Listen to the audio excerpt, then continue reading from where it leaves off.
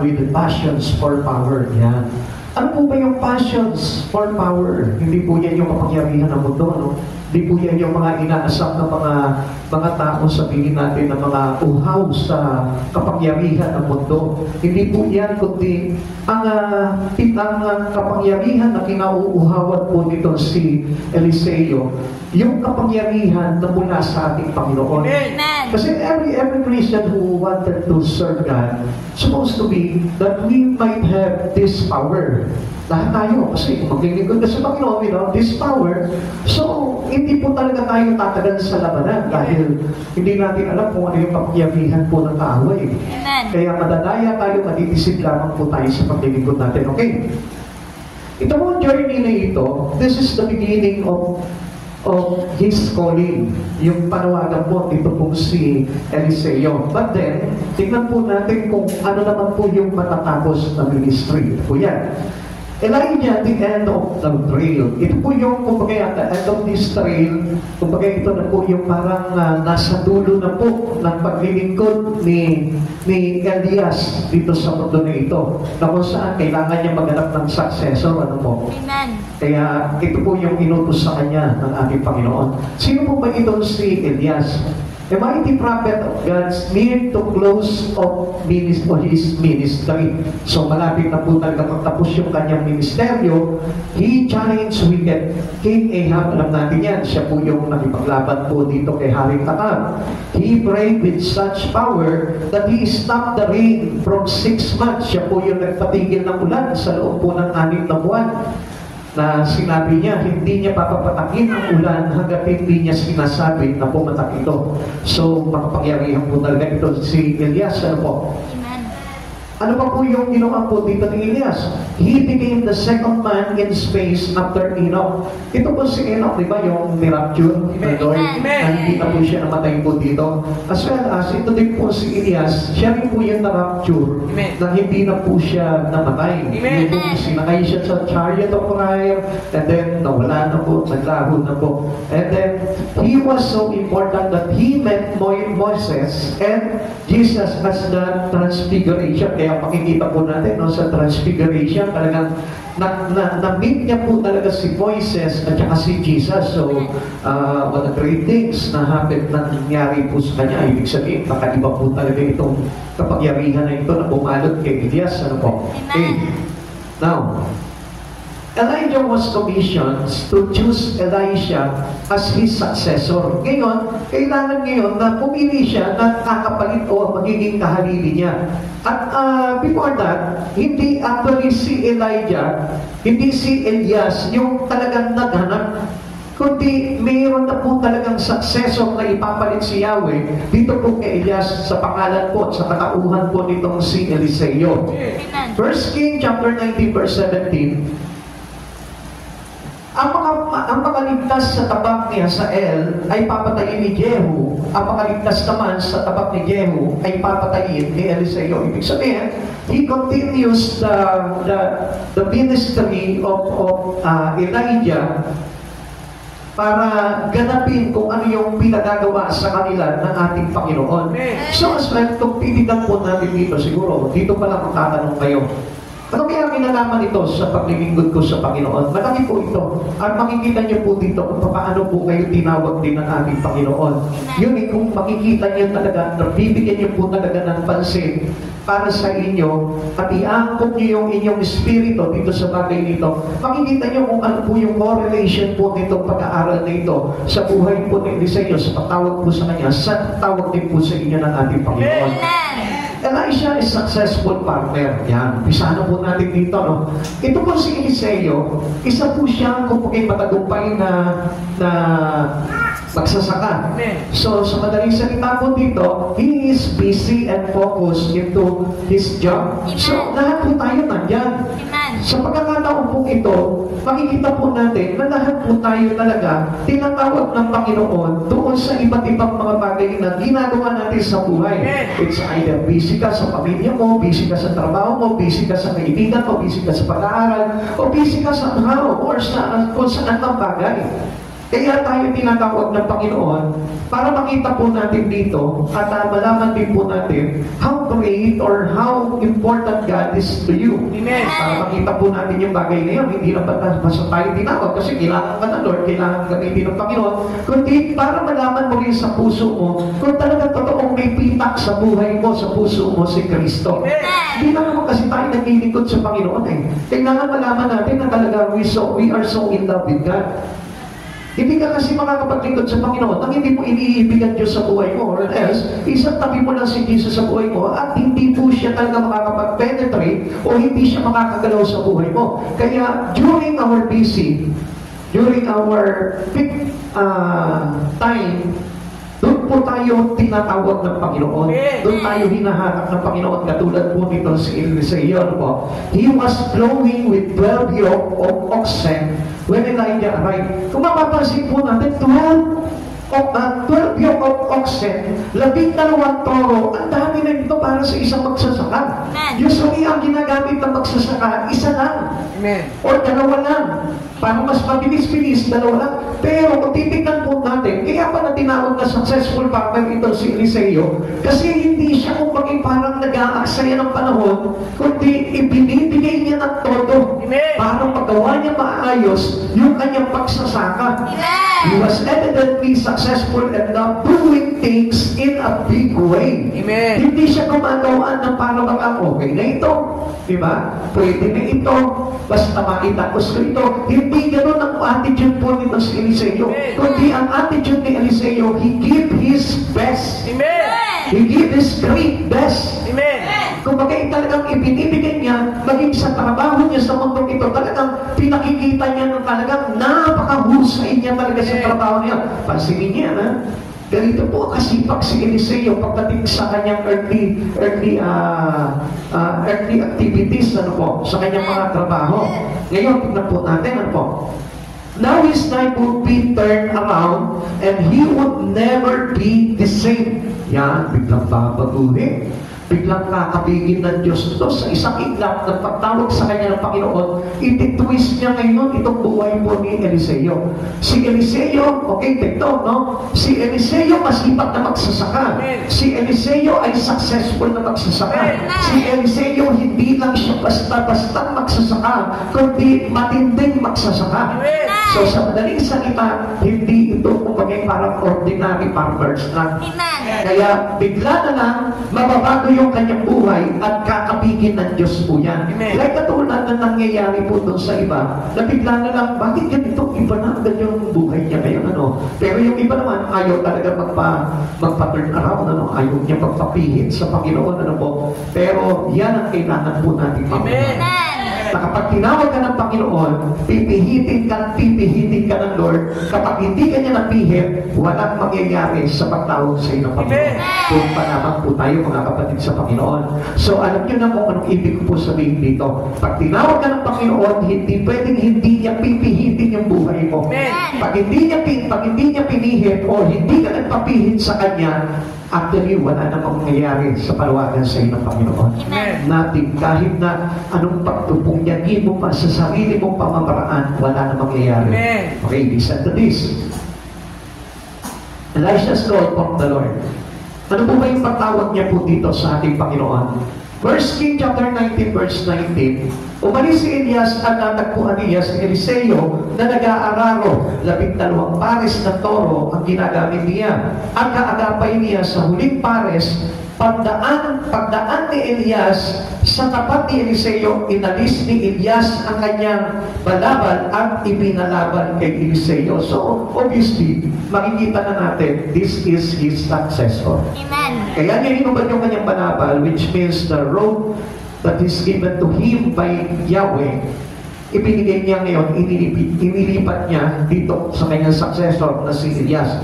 Kaya ganito po yung pagtawag sa atin. Maaaring sa inyo, hindi nyo naranasan yung balabal ay isinumbit sa inyo.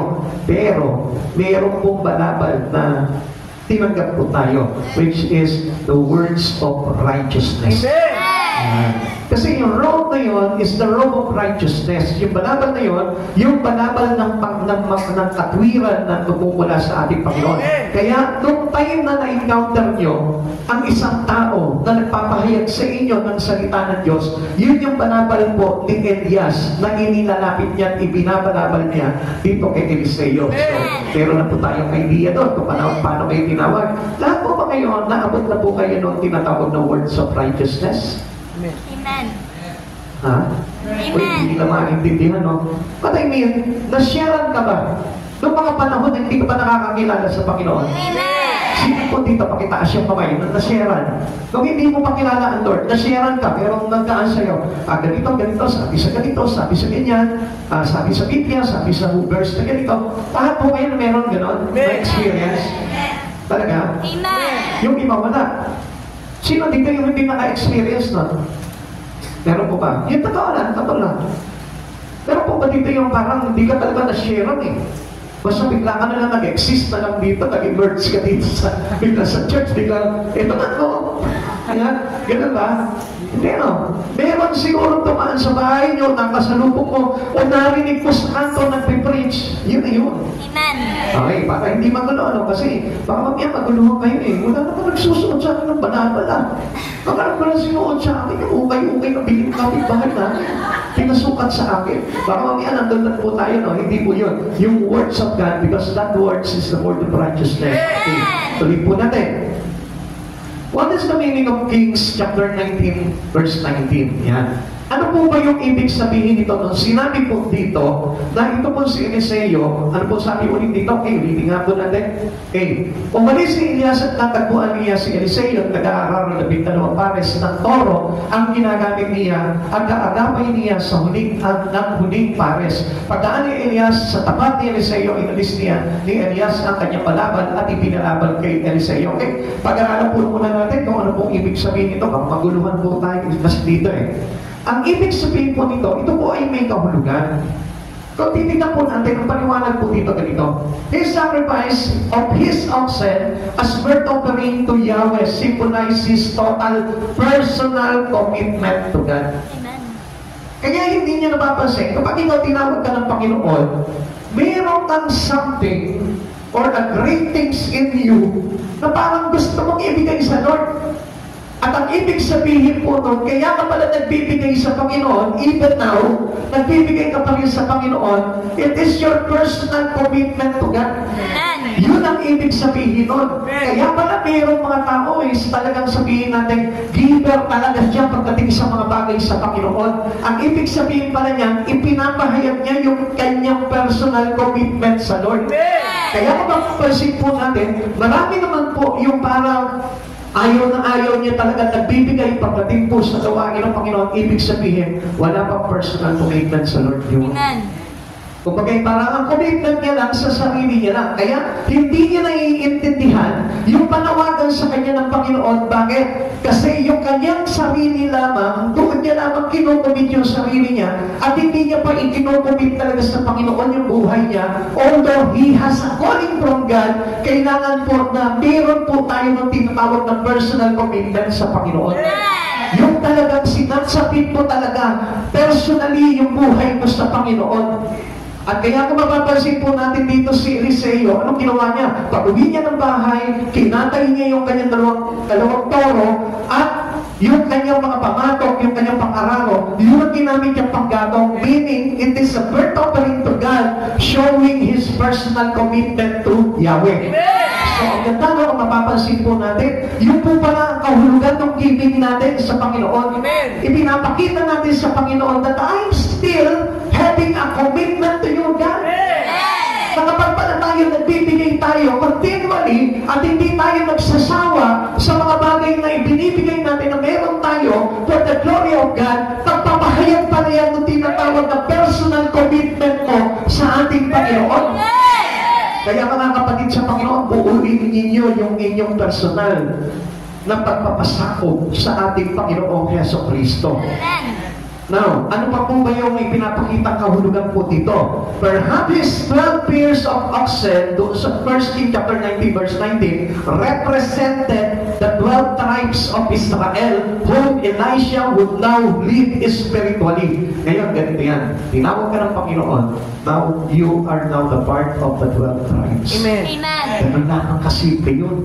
Hindi ka Hudyo, hindi ka Hebreo, kundi Pilipino ka, pero dahil sa iyong personal commitment sa Lord, nabilang tayo doon sa tinatawag na 12 tribes of Israel. So, nakalino ba yung kaligtasan? Ha? Noong mga panahon na yun, nasaan ang kaligtasan? Nasa mga Hudyo, nandun sa liping ni Israel. Amen. Kaya nga, binrate ni Jesus yun, kaya kahit tinuruan ni Jesus na mag-commit tayo, magsabit tayo ng buhay kay Jesus, para na sa maging bahagi tayo nitong tinatawag na 12 tribes. Ito ang 12 liping ni Israel. Amen? Amen. Alam niyo po ba yung 12 liping ni Israel? Amen. Sila Benjamin, sila Isakar, sila Dan, sila Naphtali, di ba? Yung mga yun. So, kabilang na po tayo doon. So, kinoconsider na tayo ngayon ng Panginoon as part of that 12 tribes. Kung ginagawa po natin itong personal commitment natin to God. Kaya kung mapapansin po natin, hindi niyo po ba alam? Marami pong tao, hindi po sila nagre-reklamo upon their giving to God. They're enjoy it, di ba? Kaya nga pinapractice po natin yan. Alam niyo bakit? Kasi dyan masusukat din natin yung ating tinatawag na personal commitment sa Lord. Amen. Pansinin mo, halimbawa, ikaw, may mahal ka sa buhay. Ito nga, personal ano lang natin to. Kung bagay parang, subukan niyo lang. Meron kang pamilya. Amen. Lahat tayo, may pamilya tayo. Amen. Hindi ka ba nagbigay sa pamilya mo? Ha? Meron po ba dito dapat sa pamilya niya? Meron ano? Kasi hindi kayo makasagot eh. Meron po ba dito kapatid hindi nagbibigayan? Ha? Nagkadamutan? Ay, meron. Dahil hindi nyo mahal ang isa't isa. Kasi pag mahal mo ang isa't isa, magbibigayan kayo. Amen. Amen. Amen. Yun yung kahulugan ng tinatawag ng personal commitment nyo. Amen. Bilang magkapatid, bilang magkaibigan, bilang magulang, bilang anak, yan ang ginagawa po niyan. Kaya hindi mo na kailangan turuan. Halimbawa, yung anak mo, hindi mo na kailangan na turuan yan na, anak, pagka sumusweldo ka na, ibigyan mo si nanay yan. Hindi mo na kailangan turuan yan. Bakit? Kasi pag yan mayroong personal commitment to God, siya mismo magkukusa, siya mararamdaman yun. Hindi yung pagmamahal ko kay God eh. Nagbibigay eh. Eh, mahal ko ang nanay ko, magbibigay ako sa kanya. Mahal ko yung anak ko, magbibigay ako sa kanya. Hindi ko pagdadatutan yung anak ko. Kaya nga ko minsan, di ba? Alam niyo sa amin, pag-asawa, nangyayari po ito eh. Minsan, si Jessica, kukuha na lang ng pera sa amin, gagastusin niya, tapos sabay siya magpapaalam sa amin na, nagastos ko yung ano. Wala kami magagawa kasi mahal namin siya eh. Kaya okay lang, nagamitin niya yung bagay na yun. Kaya lang, kung mapapansin po natin sa iba, ay, naku, papatay na yun. Di ba? Naintindihan niyo mo? Sa iba, papatay na yun. Bakit mo kinastos? Alam mo naman, pera ko yun eh. Pera mo eh, mahal mo yan eh. Pag mahal mo yung isang tao, pamilya mo yan, most especially, para saan ka ba kumikita? Di ba para sa kanila? Amen. Para ba saan nagsisikap ang mga magulang? Di ba para sa anak? Amen. Hindi po tayo nagsisikap bilang mga magulang para lang magpayaman tayo. Bahala na yung mga anak natin, mag-aaral sila. Hindi ganon, ano po? Dahil sa pagmamahal natin, meron tayong tinatawag na personal commitment to God. Personal commitment to our loved ones. So sa madaling salita, sa Lord din, ganon din po tayo. Kaya nga, pagmahal mo ang Diyos, di bali na maubusan ka dahil sa pagmamahal mo sa Diyos kasi gusto mo na yung mabuo palagi at manatili yung tinatawag na personal commitment mo sa Panginoon, hindi mo ipagkakait yung mga bagay na yun. Amen? Amen. Kasi kabilang na tayo doon eh, kaya hindi niyo po ba napansin? Ano sabi po ni Yahweh kay Abraham? Diba? Pagpapalain niya si Abraham. Ngayon, anong sabi ngayon ni Abraham at ni Yahweh kay Jacob? pagpapalain kita gaya ng ipinangako ko sa iyo, ninuno. Amen? So, kasi gano'n ang Lord. Dahil sa pagmamahal niya kay Abraham, ibinubuhos niya ngayon doon sa 12 tribes. Kaya tayo ibinahagi ng Lord, naging parte tayo ng 12 tribes para tayo din po maging bahagi ng pamana ng kayamanan ng ating Panginoon. Naintindihan niyo na po ngayon? Kaya sabi ko nga po sa inyo, kapag ikaw, kabilang ka na sa 12 tribes at meron ka ng personal commitment sa Panginoon, hindi ka na madamot. Hindi mo sa katabi mo, hindi ka na madamot. Hindi ka na madamot. Unless kung meron po tayong tinatawag na mga sarili. Diba? Kanina alam po diba? Nagulat si Sister Mary Ann, nagbigay ng relo si Sister Karen kay Sister Mary Ann. Ano ibig sabihin? Amen? Amen! Hindi ka magbibigay kung hindi mo lang. Amen! Amen? Kung nakatagin naman yung iba, sana all. Sana all.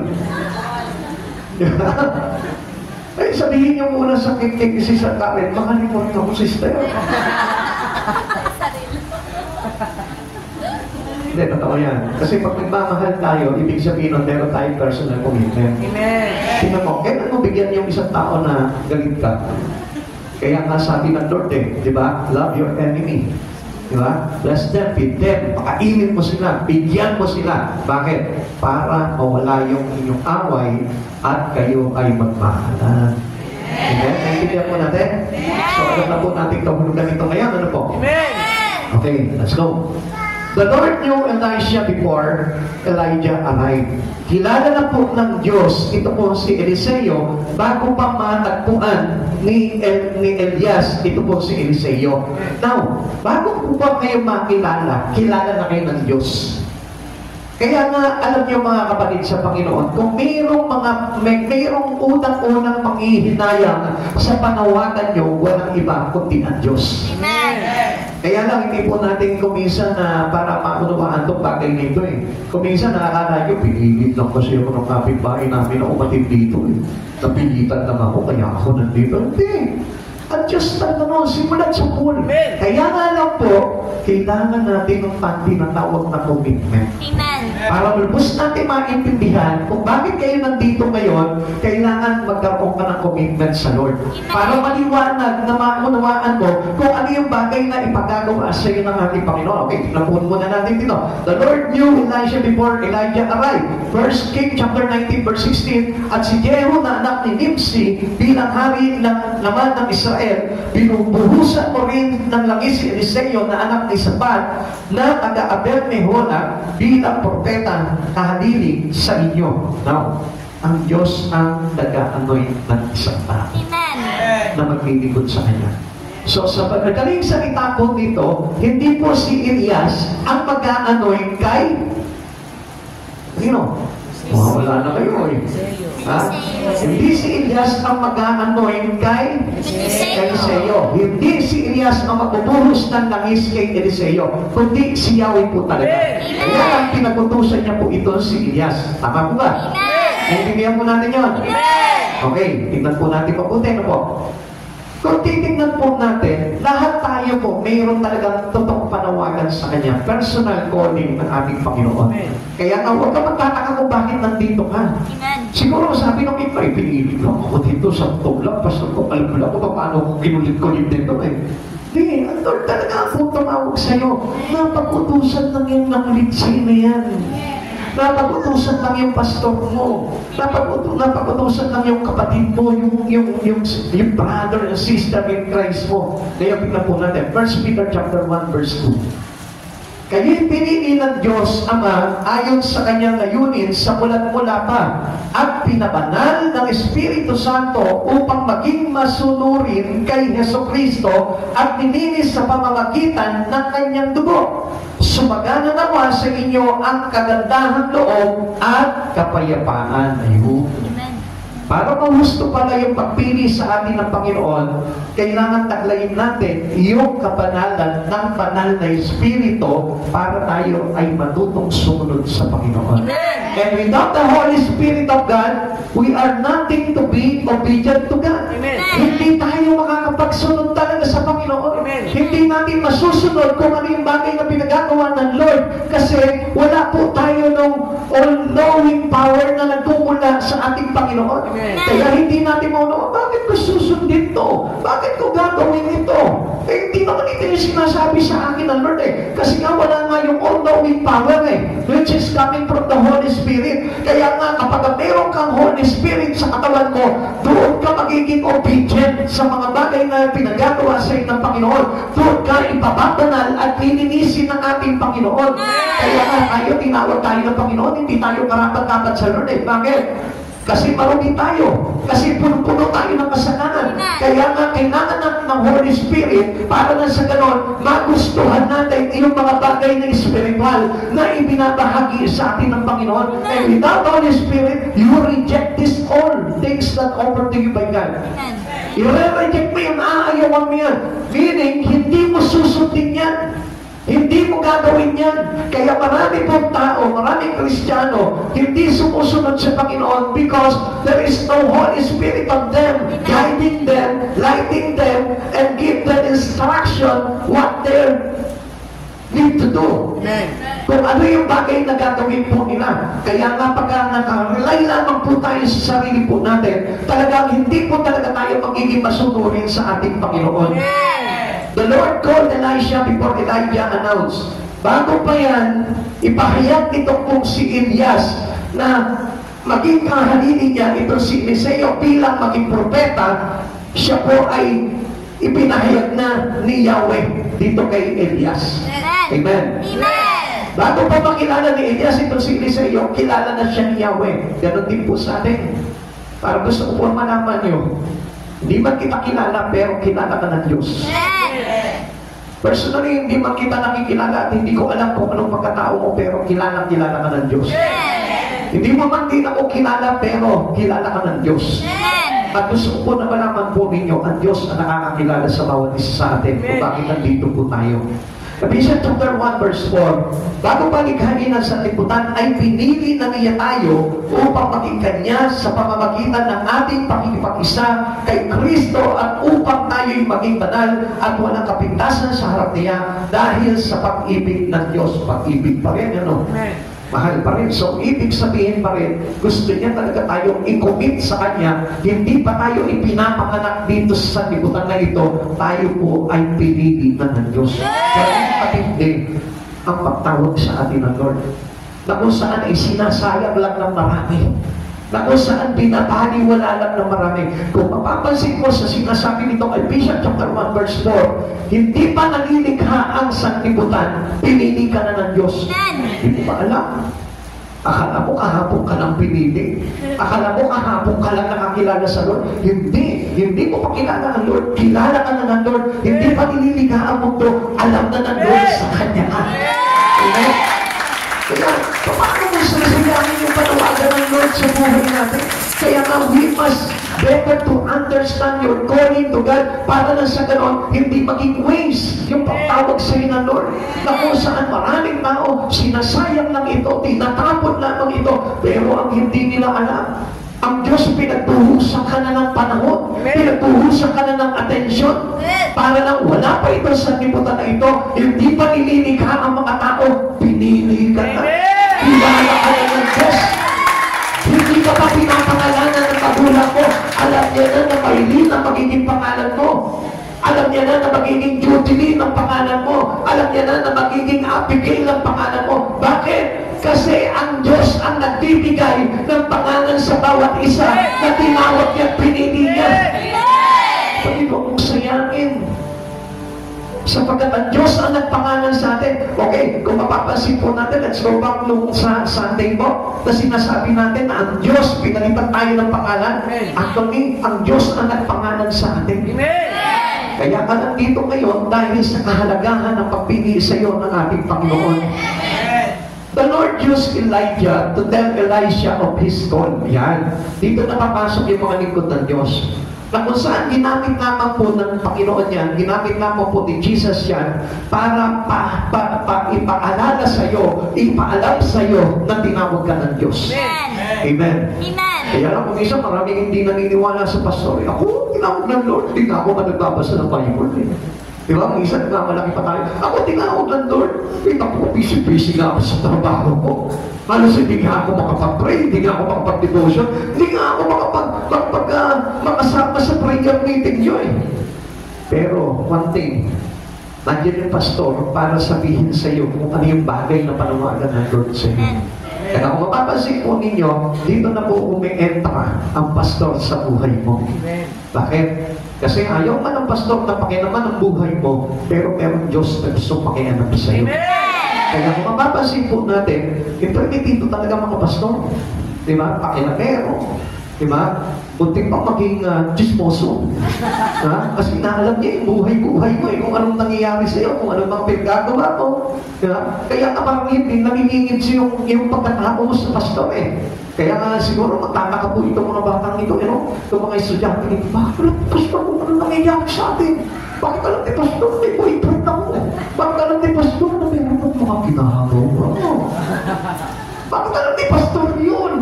Na madalas kami mag-away mag-asawa.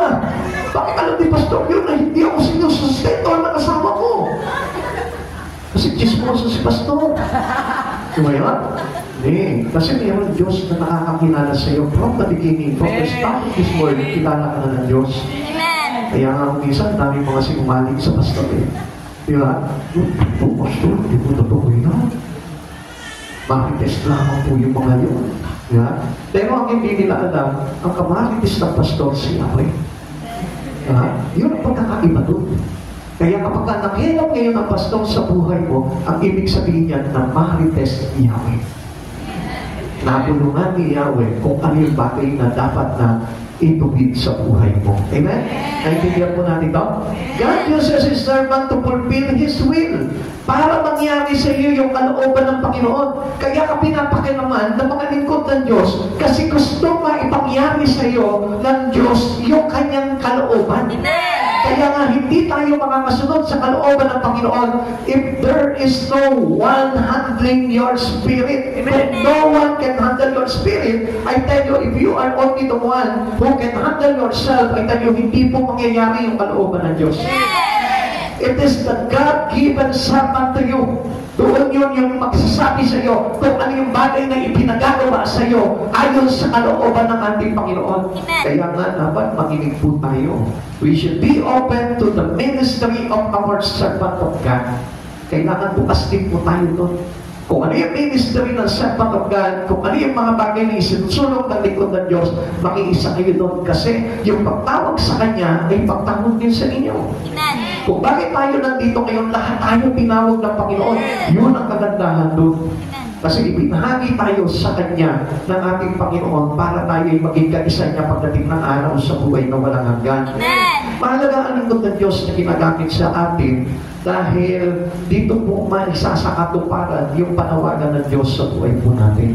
At hindi magagawa ng isang tao yung kalooban ng Diyos kung hindi po siya igagayad ng isang lingkod na ginamit sa Kanya ng Panginoon. Kaya napakahalaga po niya. The Lord called Elisha through service when he was busy. Kaya kung mapapansin po natin, ito po si Elias, nung nakita niya po na nag-aaral, ay hindi na po siya nagatubilin. Nilapitan niya po itong si Eliseo at ibinalaban yung kanyang balaban dito kay Eliseo para sabihin sa kanyang tinatawagan ng Diyos. Amen. Kaya kasi sinisira ng pastor, kaya kayo inaaralan ng pastor dahil yun yung paglalagay sa inyo ng banabal ng Diyos para tayo ay maging matubig. Amen. Amen.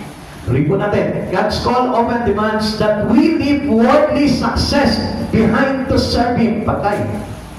Dito po tayo affected masyado eh. Nangangakala po natin, pwede po na magpatuloy yung ating journey as God's calling to us nang wala tayong bibitiwan, nang wala tayong kakalagin sa buhay po natin.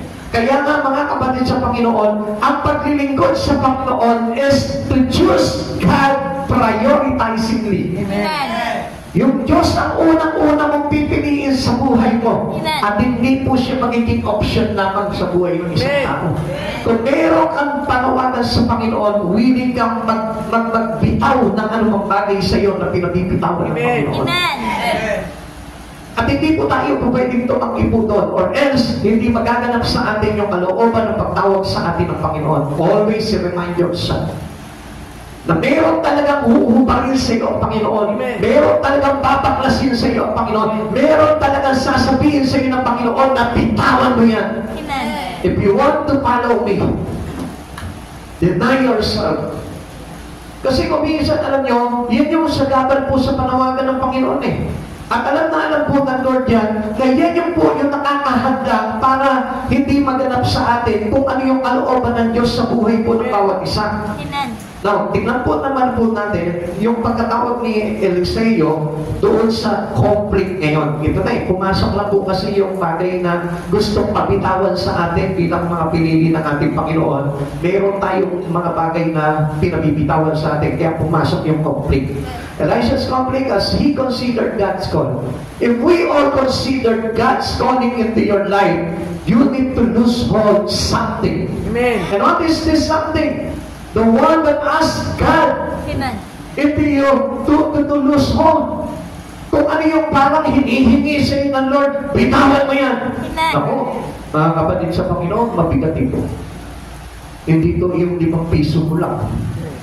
Hindi po ito yung kaprasong bagay lang sa buhay mo. Kundi ito yung bagay na parang nakakabit na sa buhay mo. Amen. Na ang hirap bitawan. Amen. Basahin po natin. Sa buhay po kasi natin, pag tinawag tayo ng Panginoon, ang buhay po natin is getting to turn around. So sabihin po natin na yung buhay natin ay sasalungat na sa panawagan ng Panginoon. O yung ating pamumuhay ay magiging salungat. Kaya kung hindi po natin bibitiwan yun, mananatili lamang tayo sa salungat. Amen. Amen. Amen? Kaya hindi nyo napapansin, marami po ang nare-reject ng words of God. Alam niyo kung bakit? Kasi nandun pa rin sila sa salungat na pamumuhay.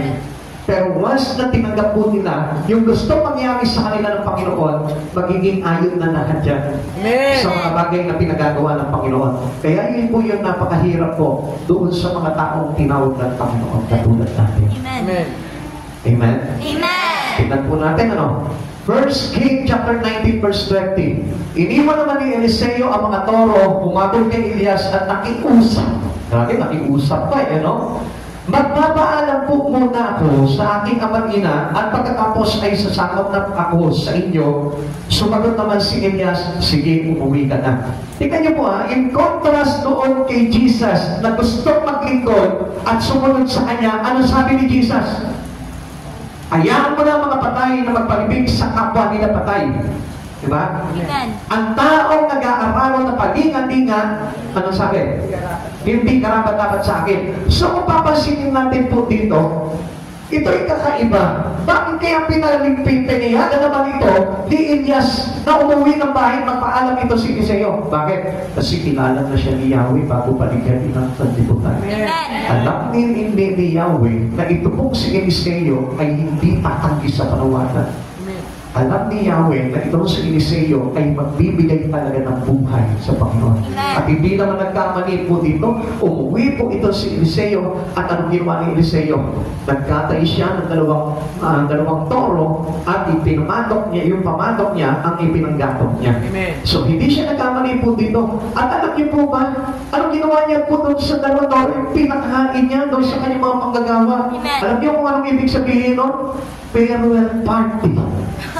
Amen? Amen. Tapos farewell party, ibig sabihin nagpapaalam na siya ito all night. Amen. Amen. Eh samantalang tayo, di ba? Halos hindi tayo magpaalam doon sa ating all night eh. Ini-embrace pa natin yun hanggang ngayon. Naglilingkod na tayo sa Panginoon, but still, we embrace our all time. Amen.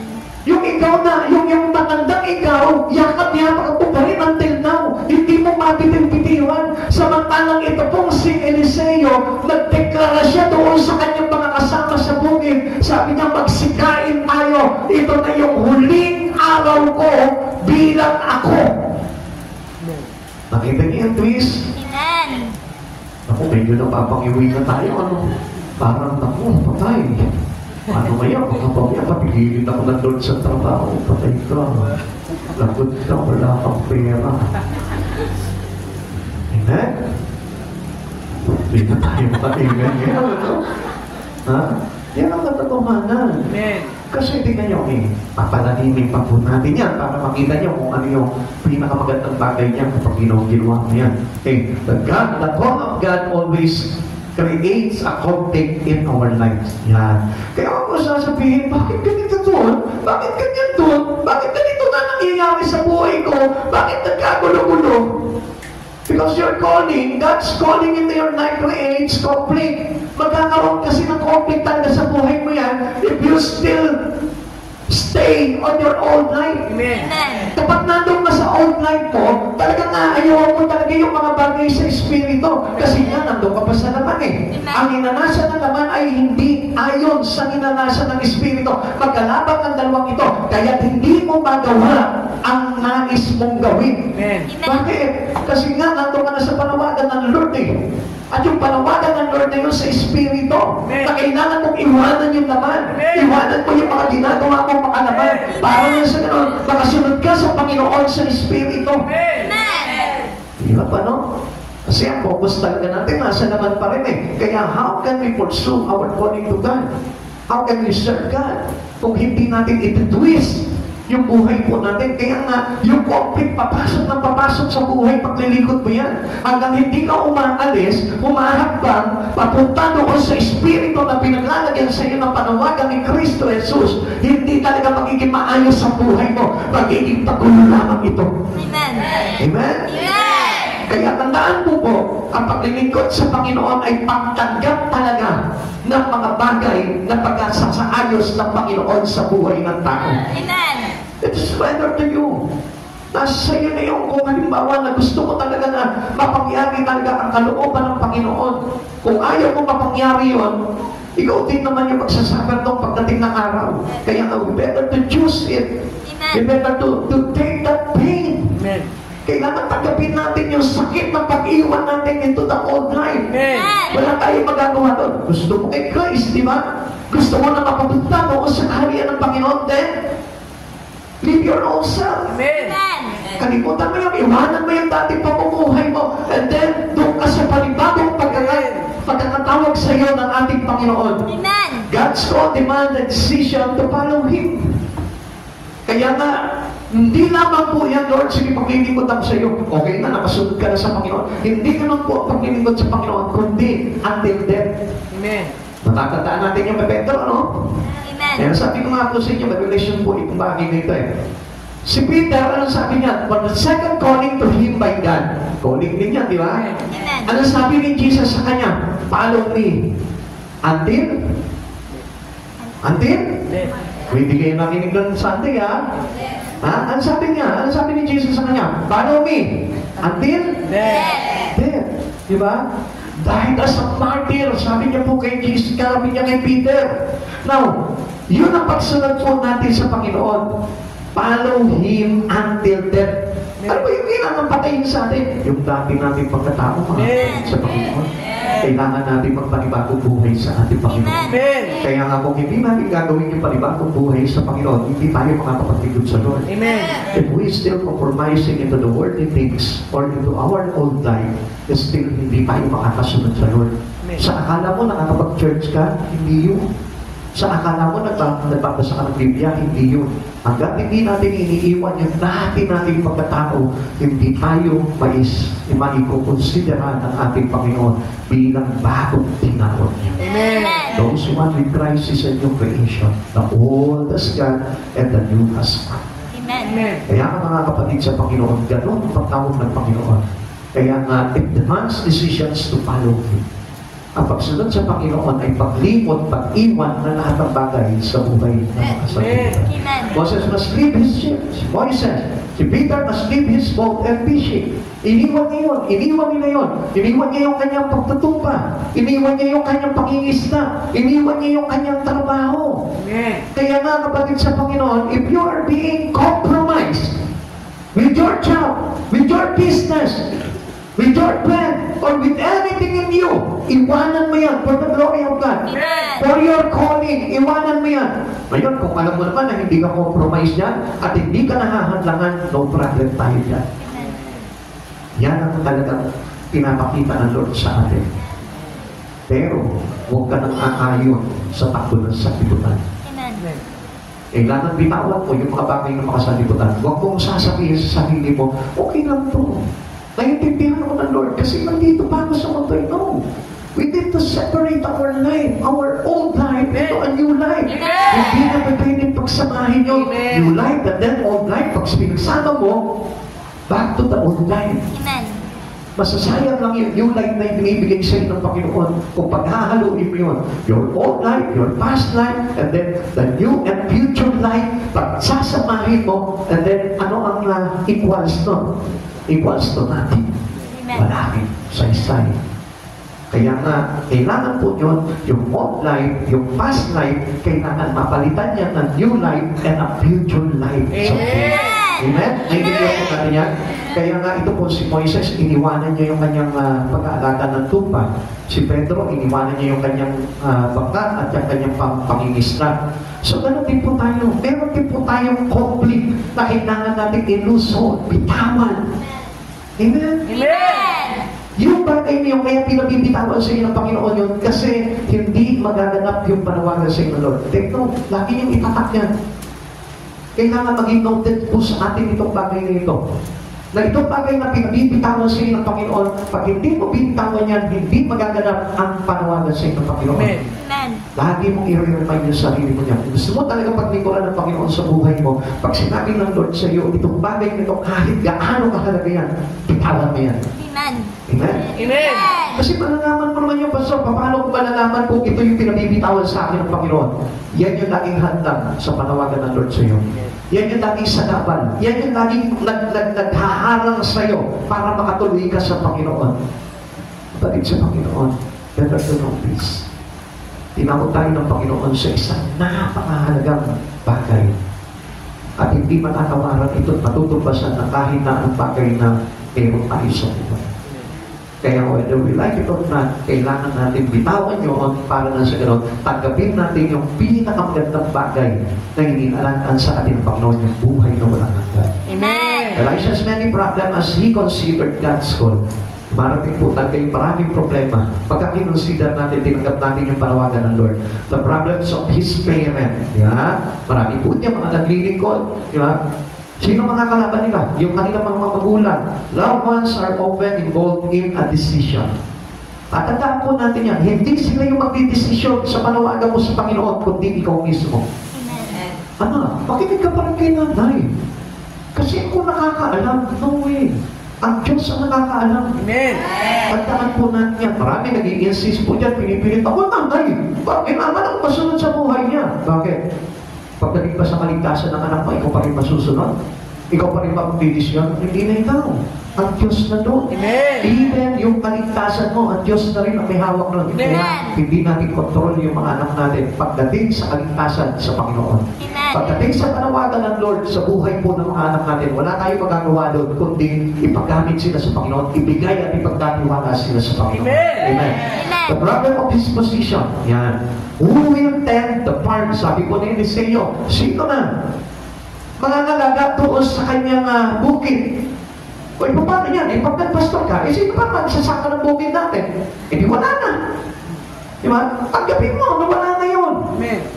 Dahil iba naman yung ibibigay sa iyo ng Panginoon. More than that things in your life. Amen. At hindi natin pinaniniwalaan yun kasi nga, ang gusto natin yan, nakikita na natin eh. Yung abot kamay mo na kukunin mo na lang. Doon tayo ng base makakatago. Amen. Pero yung bagay na hindi pa naaabot, hindi pa nakikita ng ating mga mata, hindi natin ginagrab yung opportunity na yun. Pero ang hindi mo alam, nandun yung pinakamagandang buhay na nag-aabot sa atin. Amen. The problem of his passions for power. Yan. Diba? He loved that field full of hard hands. Diba? Kasi alam niyo po, hindi lang naman po ito si Eliseo nagtatrabaho doon. Kundi he has power to control their people. Meron siya doon eh. Diba? Kung mapapansin po natin dito, tayo din eh. Kung mapapansin natin dito, papasok na naman tayo dun sa Roman Centurion. Yung Roman Centurion, ibinabagi yung mga bagay na yun, yung mga nasasakupan niya. Ano sabi niya? Pag sinabi ko sa aking mga tao, magpunta sila doon, pupunta sila doon. Pag tinawag ko sa kanila sila, halika dito, lalapit sila sa akin. Binitawan na sa Roman Centurion yung kanyang pagiging pinuno doon sa mga tao na yun para ipasako at ipapuno ang buhay niya kay Kristo. Eh sometimes, di ba, ito po yung kinauuhawan po natin sa buhay po natin eh. About the passions for power. Kaya na mali yung passion sa power po natin eh. Power of the word, yung gusto natin. Yung positions of the word. Pero yung power that given to us, the vested to us by God, yun yung dinamicate natin. Hindi mo ba alam, kapag naglingkod ka sa Panginoon, you are having this about power of the word. Ibig sabihin, mas higit yung kapangyarihan na hahawakan mo kaysa sa kapangyarihan ng sanlibutan. Amen. Pati sa Panginoon, yung kapangyarihan na ipapabahagi sa ating Panginoon ay may kapangyarihan na magpagligtas ng kaluluwa para sa atin. Amen. Ay yung kapangyarihan dito, maging mayor ka, maging presidente ka, makakapagligtas ka ba ng kaluluwa? No way. Minsan na yung presidente, hindi ka mapayaman eh. Oh, eh bakit hanggang ngayon, gutom ka pa rin? Asan yung kapangyarihan? Kapangyarihan lang nila yun para sa sarili nila, and not for the people of the world. Pero yung kapangyarihan na hawak natin, na kailangan na magkaroon tayo nito, yung kapangyarihan ni Jesucristo na nagliligtas ng buhay, na kahit mapunta ka sa ibang bansa, sa sulok ng daigdig, mayroong kapangyarihan na ito na kailangan mo. Amen. The battle that many people lose, ito po yung pagkikiglalaban natin eh. Katulad po nung the rich young ruler lost his battle. Diba? Ano po yung pinili po nitong binatang mayaman na ito? Yung kanyang kayamanan. Diba? So tayo ganyan po tayo eh. At ito po yung kailangan na i-bring po natin sa buhay po natin. Hindi yung kayamanan ng mundo, kundi yung kayamanan mismo ng Panginoon, yung ginagrab natin dapat sa buhay po natin. Hindi yung makukuha natin kayamanan dito sa mundong ito. Kasi yung bagay na yun, yung kayamanan ng mundo na yun, susunod lang sa atin yan eh. When we have to obey God in our life. Kapag ikaw naging masunurin ka sa Panginoon, itong yaman ng mundo na ito, susunod lang sa iyo. It will follow you. Amen. At kaya lang, di ba, sabi nga po natin, hindi yan obedient follow blessing agad. Obedient follow pain, suffering, and then, what? Blessing. Amen. Kaya nga, pagdating sa paglilingkod sa Panginoon, we need to take this pain. Amen. We need to take this or accept the suffering. Amen. Bakit? Ito yung battle na kailangan natin pagtagumpayan eh. Amen. For us to win this battle, kailangan mapagtagumpayan mo itong labanan na ito para na sa ganon, yung biyaya at kapapalan ng Panginoon, dadaloy sa iyo yan, susunod sa iyo yan, ay hindi lamang dito, kundi hanggang sa buhay na walang hanggan. Kaya everything that may complete to our calling must learn to live accordingly to your calling in God. Of God. Kailangan po na ito po yung makita po natin eh. Kapag may mga bagay na parang kumakomplete na sumasalungat na doon sa panawagan sa inyo ng Panginoon, tanggalin mo na agad yun. Huwag ka na mag-alinlangan pa. Kung ano ba walang sa itong ginagawa mong bagay na ito, kung salungat yan doon sa panawagan sa inyo ng Panginoon, bitawan mo na yan. Amen? Amen. Kung halimbawa, kung ano man bagay yan, kung kaibigan mo ba, itong kaibigan mo to, isalungat doon sa pananampalataya mo, bitawan mo yan. Magiging hanggang yan, maniwala ka. Sapagkat alam mo, hindi ka makakasunod sa pinag-uutos ng Panginoon kung mayroong mga conflict doon sa mga bagay na gagawin mo pagdating sa Panginoon. Marami talaga sasanungan yan na hindi talaga mawawala yung conflict. Pag tinawag ka ng Panginoon, lahat tayo, every one of us. Amen. Akala po natin, magiging maayos lamang po ang lahat, no? Hindi po.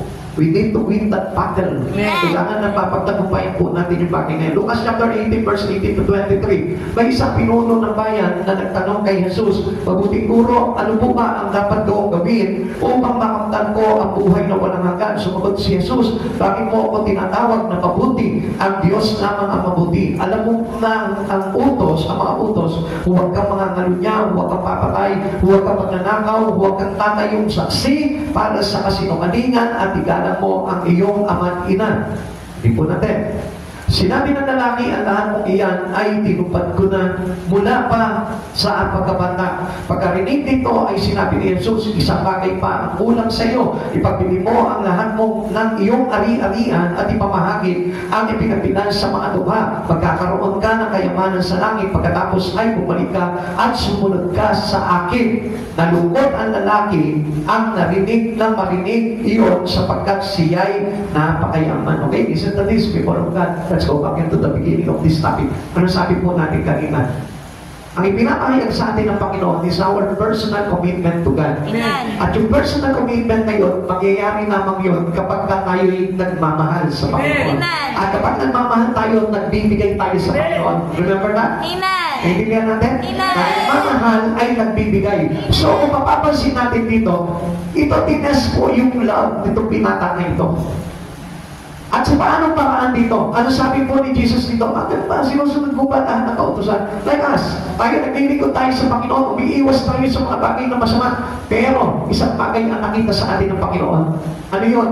Yung iwanan natin yung bagay na kung saan naglalagay sa atin ng conflict. Amen. Sa pag-ibig mo sa Panginoon, conflict. Sa paglilingkod mo sa Panginoon, conflict. Sa iyong pakikipag-fellowship sa Lord, conflict. At ano ngayong ginawa ni Jesus po dito? Tignan yung kanyang pag-ibig. Sabi niya gano'n, sige, pagbili mo pa yung mga ari-arian at ibigay mo sa mga dukha. O ano ibig sabihin po dito? Give. Amen. To have love. Amen. Now, kung mapapansin po natin dito, hindi talagang nagmahal kay Jesus ito. Kasi mas pinili niya yung kanyang ari-arian, yung mga bagay na conflict dito sa mga panawagan ng Panginoon, kaysa piliin talaga ang Diyos. Amen. Kaya doon na-trace ni Jesus na walang pag-ibig sa kanya itong binatang mayaman na ito. Ang inibig po dito yung kanyang salapi. Ang inibig dito yung kanyang kayamanan. Kaya mostly, alam niyo po, kung bakit hindi nakakasunod ang isang tao sa Panginoon, because hindi nila talaga mahal ang Diyos. Kaya kapag pinipili po sila between that conflict things in their life, ano pipiliin nila? Itong bagay nito kaysa ang Diyos. Kaya tinatalikuran nila ang Panginoon kasi hindi nila mapili ang Diyos sa kanilang buhay. Kaya nga mga kapatid sa Panginoon, lagi mong i-remind yung sarili mo, I need to choose God in my life. Amen. Wala akong ibang pipiliin kundi ang Diyos. Kahit na ako'y maghirap, kahit na ito'y maging kawalan sa buhay ko, pipiliin ko ang Diyos sa buhay ko because this will need to do. This is I will need to do. Ito yung dapat na laban na kailangan ipagtagumpay ko. Yun yung mga kapatid sa Panginoon. Kaya ako, inibig mo ang Panginoon, magiging tayo po mismo. Gagawin natin kung ano yung bagay na nakakarapat for the glory of God. Amen. Ang tanong, will you choose worthy things and lose God's best for your life? Tandaan mo, pag mayroong bagay kang binitiwan sa buhay na ito na mahalaga, na kumukontra at sumasalungat sa panawagan mo sa Panginoon, tandaan mo ito. Yung bagay na nakalaan sa'yo, which is yung pong God's best, na ibibigay sa'yo doon sa kanyang kaharian, hindi mawawala yan. Amen. Pag binitawan mo yung isang bagay na napakahalaga sa iyo, I tell you, you have that assurance that God best for this kingdom. Amen. Yung kaligtasan na yun. Amen. Hindi magmimentis yun. Bibigay at bibigay sa iyo ng Lord yun. Kaya lang, mahirap para sa katulad po natin na bitawan yung bagay nito. Kaya mga kapatid sa Panginoon, hindi nyo napapansin, mas madaling bitawan ng Diyos kaysa bitawan yung mahalagang bagay sa iyo sa mundo ito. Kaya nga, yun dapat magkaroon tayo ng twist. Kailangan na ikutin ng Diyos o baguhin yung buhay mo ng Panginoon para mapili mo siya. Amen. Kung hindi mo pipiliin yung pagbabago ng Diyos, yung pagpipihit sa iyo ng Panginoon, hindi mangyayari itong bagay nito. Naiiwanan mo kung ano yung bagay na umahalaga sa iyo. Every one of us has a conflict. Amen. Kaya nga hindi natin maibigay ng bigay na todo ng buo ang buhay natin sa Panginoon because of these conflicts. Marami yan. Maaaring yung pamilya mo, maaaring yung mahal mo sa buhay, maaaring yung trabaho mo, maaaring yung kaibigan mo, maaaring yung pag-aaral mo, yung pangarap mo. Pero one thing I will tell you, pag natampasan mo, napagtagumpayan mo yan, binitawan mo yan, I tell you one thing, merong kasiguraduhan doon sa kahilangan natin. Amen. Yan yung ipinakakita natin, sasabihin natin, bibigay talaga sa atin ng Panginoon. At gagarantihan talaga sa iyo ng Panginoon na may kaligtasan ka sa buhay ng mga Amen. And last, tignan po natin yung Elisha's consecrations that emerged from his conflict. Tignan niyo po doon sa kanyang mga salukat na bagay na ito, hinirang siya ng Panginoon at itinalaga pa rin siya. Kapatid, alam ng Lord na meron tayong conflict. Alam ng Lord na kaya natin pagtagumpayan yan. Kasi hindi ka tatawagin ng Lord kung hindi mo kaya pagtagumpayan yan. Kaya lang, your decision is wrong. Amen. Kasi sometimes how we respond to God is wrong. Yun yung mali, yung pagtugon natin sa Panginoon. Actually, alam nyo, hindi naman tatanggalin ng Lord yan Kaya lang kasi kung ipapakita mo talaga sa Panginoon na He is first in your life. Amen. Kaya lang, hindi mo siya magawa talaga una sa buhay mo. Kaya kailangan mong ilosod yun. Alam niyo ang isang bagay sa buhay natin, hindi naman po talaga magiging conflict yan Kaya na nagiging conflict yan kasi nga yung pagtingin mo mas pabor doon sa bagay niyon kaysa sa Diyos. Kaya kung mapapansin po natin, marami po tao mas pinipili yung mga bagay niyon. Mas pinipili yung kayamanan ng mundo kaysa sa kayamanan ng panlangit. Kaya hindi natin nakikita. Kaya tayo nagkakaroon ng conflict dahil masigit natin pinapahalagahan yun. And supposed to be, hindi naman kailangan tanggalin sin ng Lord yung kung marunong ka lang pag-manage ng time mo. Kung marunong ka lang pag-priority sa puso mo ng talagang napakahalagang bagay. At kung kilala mo lang sa buhay mo yung totoong napakahalaga, which is Christ Jesus. So, hindi ka magkakamali doon. Kaya maraming tao nagkakamali kasi nga, hindi nila nakikita talaga ang halaga ng Diyos sa buhay nila. Kaya nakita niyo po dito kay Elisha, kay Eliseo. Si Eliseo, nakita niya talaga yung halaga ng Panginoon Kaya anong ginawa niya? Iniwanan niya yun. Kaya ano nangyari? Naganap pa rin yung pagtatalaga sa kanya ng ating Panginoon. First King chapter 19 verse 21. Umuwi nga si Eliseo, nagpatay siya ng isang pares na toro at iniluto. Ginamit niya pagkatong ang mga pamanong at mga araro. Ipinakain niya ito sa mga tao at sumunod kay Elias at naging lingkod nito. Isa, mga kapatid sa Panginoon, hindi pa nga sinabi dito, naging lingkod ni Yahweh. Baba, grabe lingkod pa ng tao. Lingkod pa ng alagad ng Diyos. Ang baba nun, kapatid sa Panginoon, hindi pa sinabing lingkod ng kataas-taas sa Diyos. Ang sarap sana pakinggan Amen. Hindi nyo naman lingkod at naging lingkod nito. Sino tinutukoy dito? Ni Elias. So sa madaling salita, kailangan pala talagang isadsad natin yung sarili natin. Ibaba natin yung sarili natin. Ngayon, compare doon sa binatang mayaman, doon sa young rich ruler, ano po ang pinakita doon? Ipagpili mo lahat ng ari-ariyan mo at ipamigay mo sa mga duka. Ang ibig sabihin pala nito, doon sa rich young ruler, bago ka maglingkod sa akin, maglingkod ka muna doon sa mga maliliit na ito. Kapatid sa Panginoon, isang bagay pala ito para makitalaga tayo ng Panginoon. Kailangan matuto muna tayong maglingkod sa pinakamaliit na tao sa mundong ito bago ka maging lingkod ng Diyos. Grabe pala, Hindi lang pala basta pwede tayong tawagin ang lingkod na kung taas-taas ang Diyos. Hindi. Kailangan maging lingkod ka muna ng kapwa. Amen. Maging lingkod ka ng kapwa mo. Maging lingkod ka ng kapwa mo. Maging lingkod ka ng kapwa mo. Amen. Para tayo talagang makitalaga ng ating Panginoon to experience this consecrations of God. I tell you, kailangan matuto kang maglingkod sa kapwa mo. Amen. Sabi mo sa tabi mo, willing ako paglingkod kita. Willing ako paglingkuran kita.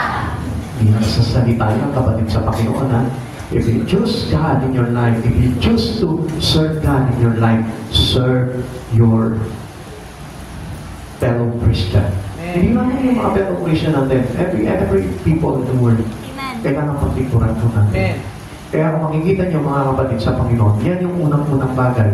Para mabitawan mo yung mga bagay na mahalaga sa buhay mo, kailangan matuto ka munang sumansad ng pagkababata. Kaya ang tao, pag may pride, hindi makakapaglingkod sa Diyos. Naintindihan po natin. Amen! Praise the Lord. Elisha decided that God would be first in his life. Yan po nag-decide po si Eliseo na sinabi niya, kailangan ito na ang unahin ko sa buhay ko ngayon. Kung dati yung aking bukid, yung aking mga toro, yung aking mga tao, yun ang priority ko. Ngayon hindi na. Si Jesus na. Si Yahweh na. Ganun din po sa atin. Kahit na nagtatrabaho ka, kahit na nag-aaral ka, kailangan gawin mo una sa buhay mo si Jesus. Pag hindi nangyari yun, huwag kang mag-expect na magiging lingkod ka ng Diyos. Huwag kang umasa. Natatanggapin mo yung parangal ng Diyos sa buhay mo kung hindi mo matututunan yung bagay niyo. Kaya many servants of God, makikita nyo na titiis po talaga sila para naman makapagligtas ng kaluluwa. Ibig sabihin nun, it is our service to the people. Amen. Yun yung ating paglilingkod sa tao. Nililigtas natin sila. Kaya kung mapapansin po ninyo, akay tayo ng akay tayo ng akay, at kailangan tumubo talaga sa puso natin yung real passions for the lost. Amen. Amen? Amen. Kasi doon natin mapapakita yung kababahan natin eh. Hindi tayo kailangan maging tanyag. Amen. Kundi dapat mas tanyag sa atin yung mga tao na inaakay natin sa Panginoon. Amen. Kaya mga kapatid sa Panginoon, kung mapapansin nyo lamang po, this attitude is the attitude and character of Christ Jesus.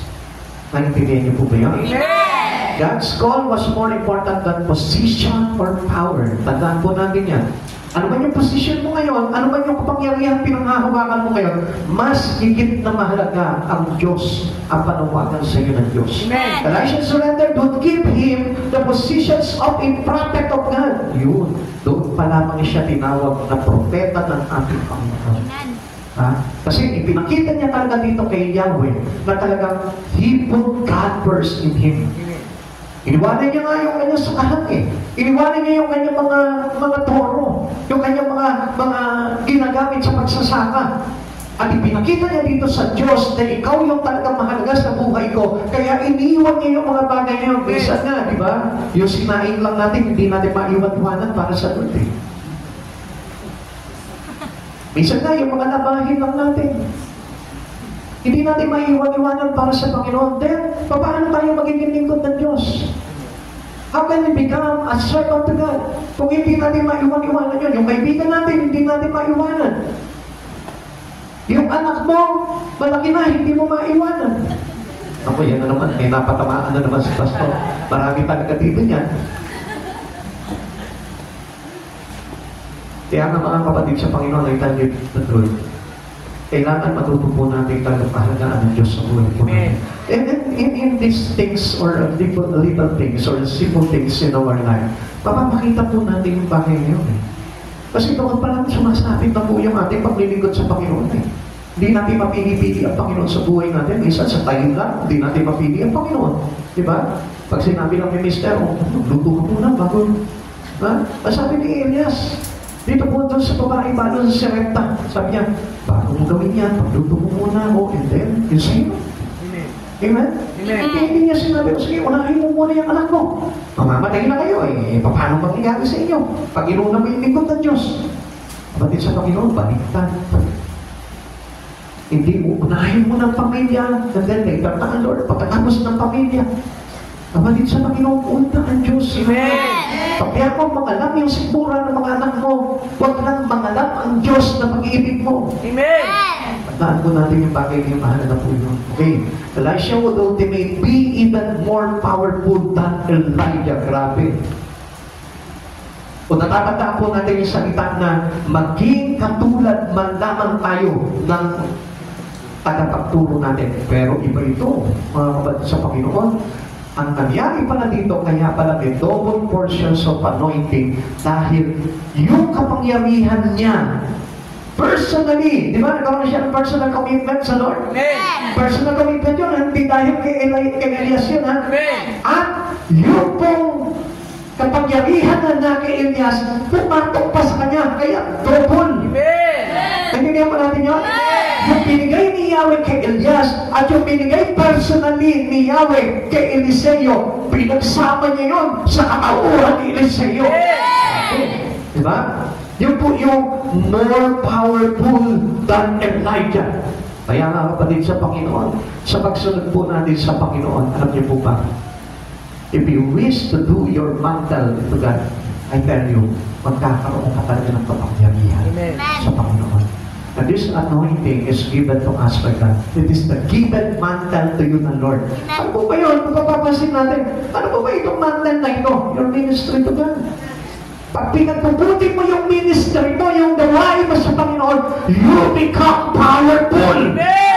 Kung tayo nagiging makapangyarihan bilang mga lingkod ng Diyos, kapag pinag-iilam natin yung ministry, yung mga ginagawa mo pagdating sa Panginoon, doon tayo nagiging matatag, doon tayo nagiging mananagumpay, at doon tayo magiging talagang totoo at awating mga lingkod ng Diyos. Kaya nga mapapansin nyo, ang titibay talaga nito eh. Yung mga nagmamahal talaga sa ministry nila sa Panginoon. Because this is our mantle. Tandaan mo, yung ihinit, yung inabangan ni Eliseo, yung mantle na inabangan ni Eliseo, kapag ipinanigdan ng langit, ito po si Elias, nagtyaga po siya doon, and keep on staying and waiting. Hindi siya bumitaw dito kay Elias. Kahit na inaalipin siya ni Elias, kahit pinagtatabuyan siya ni Elias, kahit sinasapan ni Elias yung kalooban ni Eliseo, pinagtatabuyan siya, still he gave his life serving Elias. Hindi po siya tumingin ng paglilingkod po dito kay Elijah, wishing or praying for that mantle. Kapatid, tayo rin mo mismo. Huwag ka titigil sa ministry mo. If you have to, if you pray to have this mantle, this power of God, it will be vested to you by God kung mananatili ka tapat, sipag, at nagtsatsaga at pinagbubunga yung ministeryo mo pagdating sa Panginoon. At yun po yung kailangan na maging ugali po ng bawat isa sa atin bilang mga naglilingkod sa Panginoon. Hindi binabaliwala lang gawain ng Lord. Kaya nga, I pray to God na matutunan niyo po talaga na makinig po kayo sa likod ng Diyos. Sapagkat kung wala ng likod ng Diyos, hindi mo malalaman kung ano yung bagay na pinagagawa sa inyo ng Lord. Without a servant of God that is given to you by God, I tell you, hindi ka magkakaroon ng totoong paglilingkod sa Panginoon. Hindi po tayo na pwede manangal sa sarili nating kakayanan. Sapagkat kailangan natin, we need to be under the authority of God's given servant. Tandaan po natin yung mga kapatid sa Panginoon. Elisha made his commitment public. Yan, pinakita niya na po yan. At natanaw po siya ng kanyang mga tao mo. Kaya nga pinatawanan din po nila ito si Eliseo. Pero ito si Eliseo, wala nang iwan, kundi bumuntot na lang. Kaya nga meron din nagpilit po sa kanyang iba eh. Masabi niya, umiwalay ka na. Sinabihan po nila si Eliseo, umiwalay ka na. Kukunin, hindi mo ba alam na kukunin na ang iyong guro. Pinagsabihan siya. Kaya, umalis ka na, iwanan mo na siya. Kahit na si Elias, diba, sabihan siya. Gandito ka na lang. Pero ano sabi po ni Eliseo? Batid niya ko, habang may nabubuhay, hindi kita iiwanan. Grabe, no? Grabe yung kanyang pag-ibig din sa lingkod na ginagamit sa kanya. Nowadays, halos kukunti na lamang ang gumagawa na. At nagsasabi sa kanyang pastor, kahit ano mangyari, hindi kita bibitiwan. Hindi kita iiwanan. Because you are the given servant of God. Para masunod ang kalooban ng Diyos sa buhay ko. Para makita ko yung panunagan ng Diyos sa buhay ko. Si Eliseo, yung pinita ko. Kahit pinagtatabuyan na siya ng mga tao sa paligid doon. Kahit si Elias mismo ang nagtaboy sa kanya, hindi siya bumitiw. Matibay pa rin yung paninindigan niya at stand niya kay Elias. Sabi niya, habang nabubuhay, batid ni Yahweh, na hindi kita iniwanan. Amen. He burned his plow in the field and had a barbecue for his workmen. Alam nyo, itong mga bagay na ito, parang sinabi niya na ito na yung pinakahihintay ko sa buhay ko. Kaya siya nagpa-party. Kaya siya nagpakain. Kapatid sa Panginoon, ang ibig sabihin niya, is about this farewell to the world, farewell to the old life. The neighborhood would know that there was a new prophet of the birth. Yan. Doon po tayo marirecognize ng mga nakapaligid sa atin that you are a servant of God. Amen. Pagkikita natin yung ating public commitment sa ating Panginoon through the Spirit that given to us to commit our life to God. Pag nakita at naramdaman po ng mga tao yun, I tell you, sila mismo mamamahasin sa iyo, mamamamaha sila sa inyo, at tatawagin nila kayong lingkod ng mataas-taas ng Diyos. Now, how will you respond to God's call of your life? Paano ka ngayon tutugon? Tingnan mo mabuti, mga kapatid sa Panginoon. Ikaw, sa oras na ito, ano sa bagay mo yung pagtugon na nararapat sa isang katulad mo? Will you count all things as lost or price? Tulad na ni Apostol Pablo, na nagsabi na inari kong kalubihan ng lahat ng bagay. Makapit ko lamang si Yesu Cristo na aking Panginoon tagapagligtas. Will you publicly declare your surrender to Him? Kapatid, hindi lang simple ito na makikipan niya at sasabihin, naglilingkod yan doon sa Church ng Jesus Christ, our present God. Hindi na po yan. Kundi, unang-unang dapat na makarecognize sa iyo as a servant is God. And who else? The people around you. Kailangan makita nila yung ugali ng talagang totoong naglilingkod sa Panginoon. Yung merong kababaang loob na kaya niya ipaggamit ang buhay niya, hindi lamang para sa Panginoon, kundi para sa mga tao. May pag-ibig sa puso at may kaganahan siya para parangalan ng Diyos sa mga bagay sa buhay niya.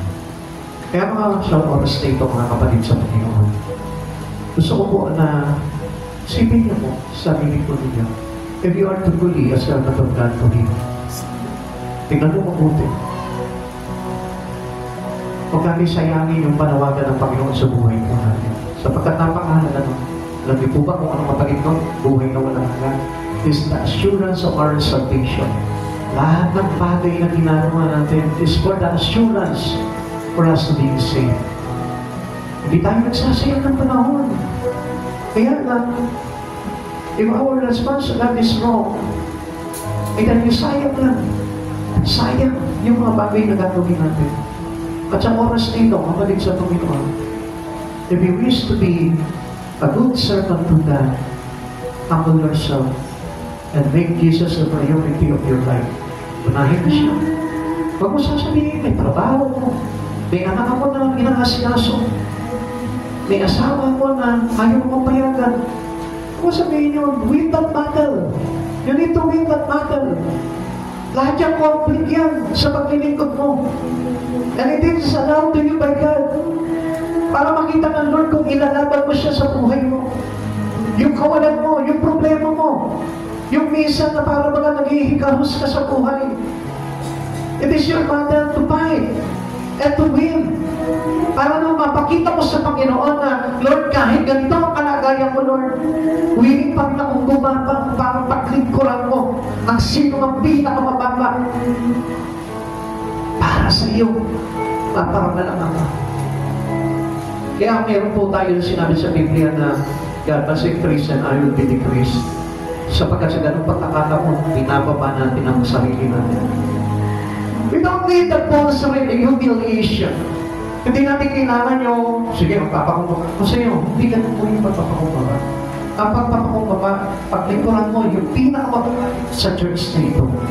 Paglingkuran mo yung pinakamababa, pinakawalang kwenta na tao na sinasabi mo. At matutunghayan mo ito pala sinasabi mong tao na itong walang kwenta. Siya pala yung may kwenta sa buhay mo. You know why? Alam mo bakit? Kasi ginamit sa iyo ng Panginoon yan para matutunan mong pagkahambol. Ginamit sa iyo ng Panginoon yan para matutunan mong magmahal at tapat at hindi huwad. Para makita mo kung paano talaga ang paglilingkod ng totoo at hindi pagbabalag kayo. Mga kapatid sa Panginoon, I pray to God na matutunan natin itong mga bagay na ito. At kapag natutunan natin itong mga bagay na ito, makikita mo yung napakagaan at napakamaluwalhating experiences na experience natin sa Lord yan. At doon mo makikita at doon mo masasabi, lingkod na ako, nakakaas-taas sa Diyos. Let us all be rise. Let us worship the Lord, our God and our God. Lahat tayo, pwede po tayo maging anointed. Lahat po tayo, pwede tayo maging makapangyarihan. Lahat tayo, pwede tayo maging lingkod ng nakakaas-taas sa Diyos. If we follow the truth and if we follow the instructions of God, at kung tatanggapin po natin yung bagay na dapat po, kapatid sa Panginoon, isingin mo yung espiritu mo ngayon, sapagkat alam ko every one of us as God's called us. Lahat tayong tinawag ng Panginoon. Maaaring sasabihin mo sa oras na ito, ako tinawag ng Lord. Kaya halos hindi ko maalam kung anong gagawin ko dito sa church na ito. Halos parang wala nga akong simple dito sa church na ito. Ikaw na walang simple sa tingin mo. Baka ikaw pa yung pinaka-meron talagang matinding panawagan sa Panginoon. Ikaw na nagpapaniwala nito mga bagay na ito, baka ikaw pa yung magiging mas anointed sa lahat. Kung susundin mo lamang at pahahalagahan mo at uunahin mo sa buhay mo ang Panginoon. Sapagkat kung mapapansin po natin, sino po ba yung tinatawag ng Diyos? Hindi po ba yung mga walang kwenta ng lipunan? Hindi po ba yung mga hangal? Hindi po ba yung mga dukha? Yung mga walang silbi? Kung mapapansin po natin, bakit hindi po yung mga matatalino? Hindi yung mga doktor? Hindi yung mga abogado? At alam nyo, magdagdag po yung mga titulado na ginagamit ng Panginoon. Bakit? Sa kabila ng kanilang mga posisyon, sa kabila ng kanilang mga tinapos na profesyon, natutunan nila kung paano yung bubo ng sagad-sagaran sa harap ng Panginoon. Napakahirap nun.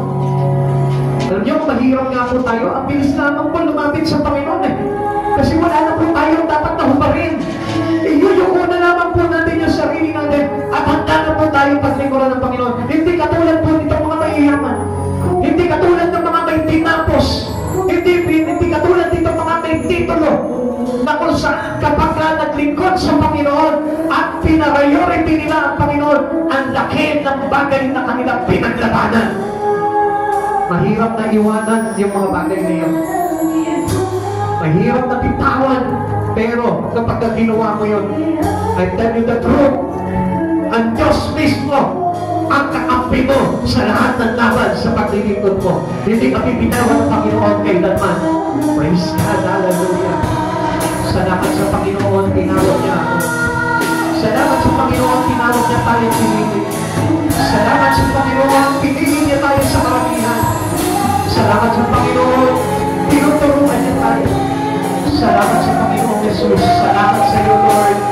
We thank you, God. Hallelujah. Glory to you, Lord.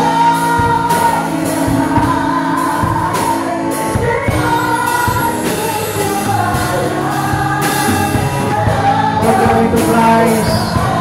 Sa iyo ang papuri, Panginoon. Lord, nakalayin niyo, Lord. Sino ka, Panginoon? Sino ka, Panginoon? Ako'y madalang, Panginoon, sa iyong mga harapan. Hallelujah, Jesus, hallelujah. Mga kaibigan, aminin mo sa Kanya na wala ka. Aminin mo sa Kanya kung sino ka lang. Aminin mo sa Kanya na bihan natin ito, God.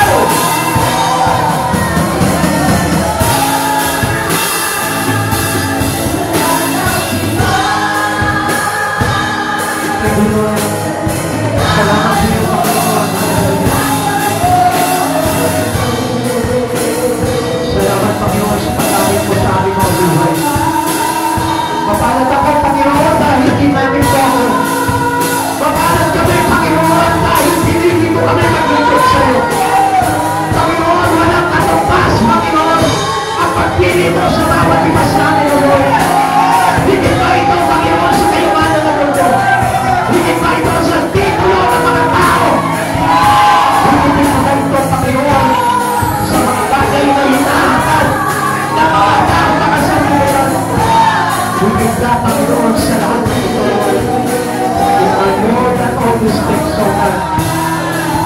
Salamat, Panginoon Jesus, salamat. Thank you, Lord. Maraming salamat, Panginoon. Isa kami sa pinili mo, Lord. Akala namin wala lang ito, Panginoon. Napakaganda pala nitong bagay dito, Lord. Kung iisipin lamang po namin, Panginoon, mayroon pala kami dapat na pahalagahan sa bawat buhay namin. Ayun pala yung panawagan ko sa amin, O God. Di namin nakita yan, Panginoon. Nagulag kami na kasi malingan ng kaaway.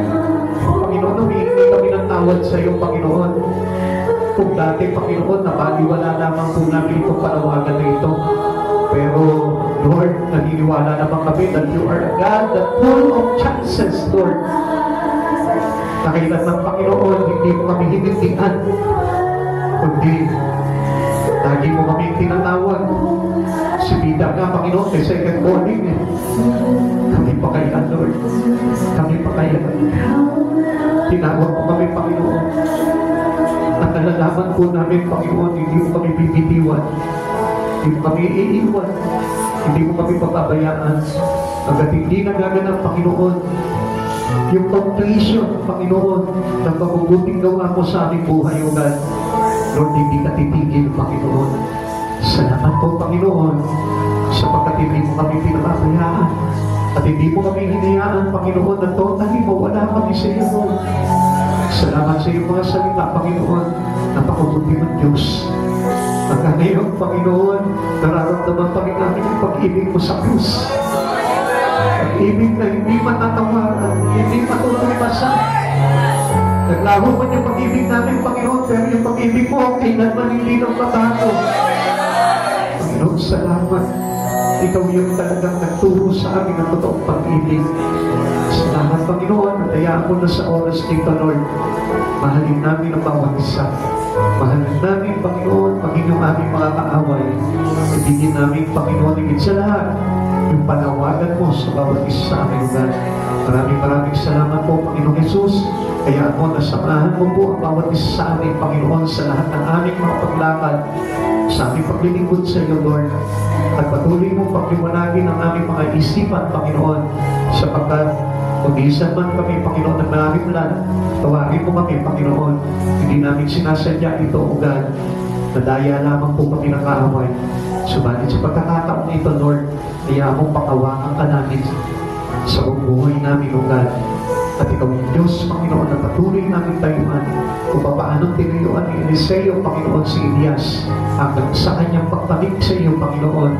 Lord, ganun din kami. Hanggang sa pagbabalik mo, Panginoong Jesus, nakatayo kami, itinataas ang dakilang mong pangalan, pagdilingkuran ka namin ang gawakas, Panginoon. Lord, we will win this battle, O God, because you are with us, O God. You are with us, O Lord. Sabi mo, Panginoon, wala kaming gagawin. Ipagtatanggol mo kami, O Lord. Our fight is your fight, Lord. Naniniwala kami, Panginoon, ano pang pinaglalabanan namin ngayon, Lord, ay laban mo ito, O God. At ipagtatagumpay mo kami, Panginoon, sa lahat ng ito, O God. Sapagkat inibig mo kami, Panginoon, bago ka pa namin ibigin, O God. Tinawag mo kami, Panginoon, bago pa gigain ang sanlibutan ito, Lord. Maraming salamat po, Panginoong Jesus. At hayaan mo, Panginoon, na sa aming pag-uwi, O God, ikaw yung Diyos na kasama po namin palagi. Layon niyo po kami, Panginoon, sa ano pa mahigpit na pagsubok, Panginoon. Layon niyo po kami sa bata ng kaaway, O God. At patuloy po kami balutin ang iyong pananalugaw, Panginoon. At pagpalain mo, Panginoon, ang bawat isa sa amin, Panginoon, siksik-ligat o maapaw na pagpapala, O God. Lord, hindi kami pagkukulang sapagkat ikaw ang Diyos na pinagtitiwalaan namin ang lahat ng bagay, O God. Maraming salamat po, Panginoon. At hayaan po, O Diyos, na ikaw yung patuloy na mag-ari, maitaas namin sa bawat puso namin, O God. At maging sa aming pamilya. Maraming salamat po, Panginoong Jesus. Muli po, O God, sa iyo po namin ibinabalik ang pinakamataas na papulit pagsamba. To God be the highest glory in Jesus' name. Amen. God bless po.